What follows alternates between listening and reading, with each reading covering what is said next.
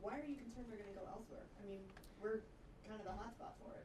We are the hotspot, and you know it's interesting if you look at the oil exploration today. I've got a map here some way, but you know it's a corridor that runs straight up north and south, and that's what they call the sweet spot. And that's where the good discovery wells are, where you've got a lot of production, and that is where you drill, you know, your first holes. As the production starts to spread out geographically, as you move towards the edges of the pool of oil, those production wells have less pressure and they produce less oil. So instead of, as an example, 150 barrel a day well production capacity, you might be 50 barrel of oil production capacity. On those production wells, the general kind of everyday production wells, those are competitive with other states.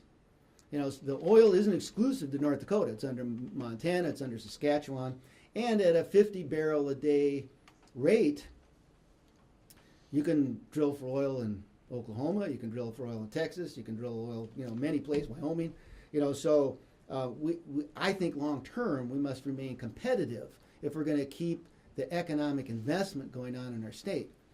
One thing I'm concerned about is when in the next 10 years, when we move into those different geological formations and have different well production and activity, we must maintain the investment in the state because we're so dependent on the oil income and revenue today that if we don't have it coming in, we're not going to be able to operate our government the way that we have it currently designed.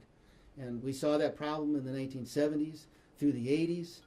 We tied our government expenditures to oil, and when the bottom fell out of oil in the mid-1980s, we didn't have enough money to pay for education. We didn't have enough money to pay for health care. You know, we were cutting back because we became too reliant. We didn't pay attention to the future. And future production capacity is going to be competitive with other states. And we should act now to make the changes because that policy, you know, you don't move all these rigs overnight.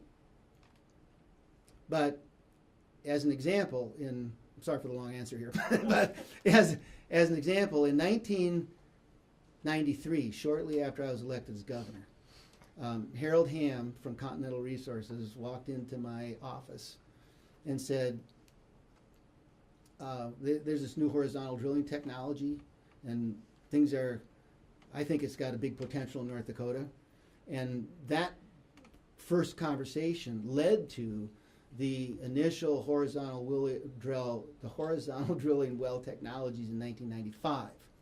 So 1995, we first started saying that technology has an opportunity in North Dakota if we give it the proper attention from our state. And 10 years after that is when you saw all the economic activity explode. Now, if we look at our tax rates today, you know, it's going to be where are we going to start poking holes in the ground 10 years from now? So that lead time of investment, that lead time of planning, the lead time of economic activity should be addressed today, not tomorrow when you're bumping up against the wall and have a problem. And that's why we're initiating this program across the state to encourage people to think like that and to say, how do we invest in the future? A good way to invest in future economic activity is to lower that oil production capacity today. I mean, the tax rate today. So what do you say to the people who live in western North Dakota, driving on roads that are beat up by oil trucks and Yeah. all the problems that they're having? How do you I say- justify to them you want to lower the tax? I don't justify to them at all. First of all, there's no justification. I mean, the reality is we're beating up the roads and we have some infrastructure to fix.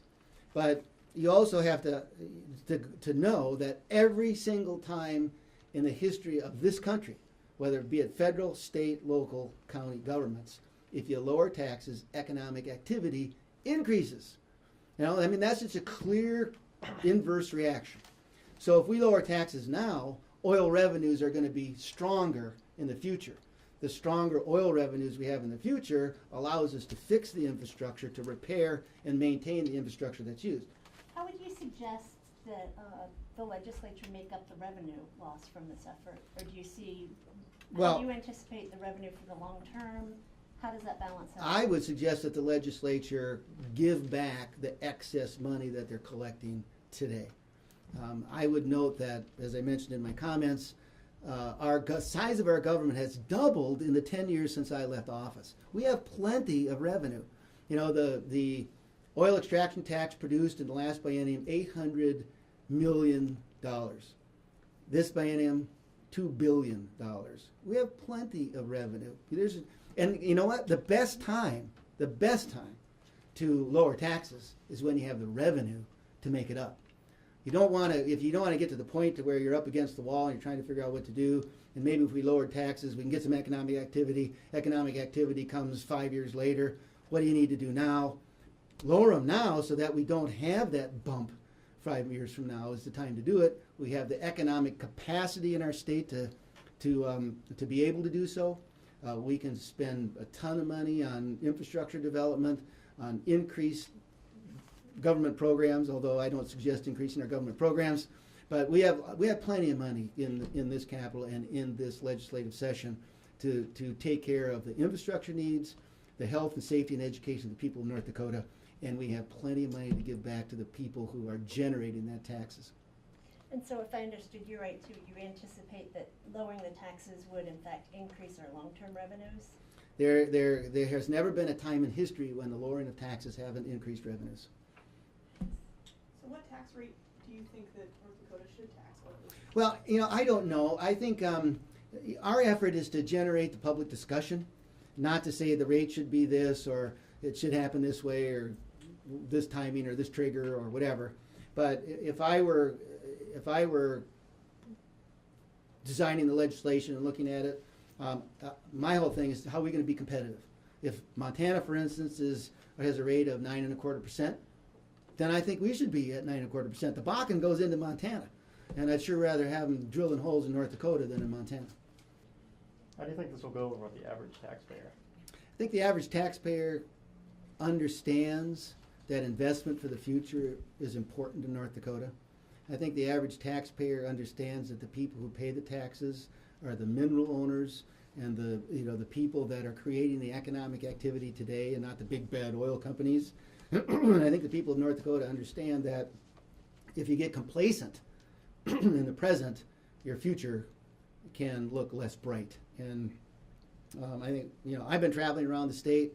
I went to several tea parties this summer, participated in them. I try to keep my ear, to the people. And the people understand the relationship between taxes and revenues and expenditures. And I think a lot of people are saying we're spending too much money in North Dakota. I think a lot of people are saying our tax rates must remain competitive. And I believe people respond to the effort to say what we do today is important for us tomorrow. And so hopefully we'll get a lot of conversation generated out there to encourage legislators to do the right thing.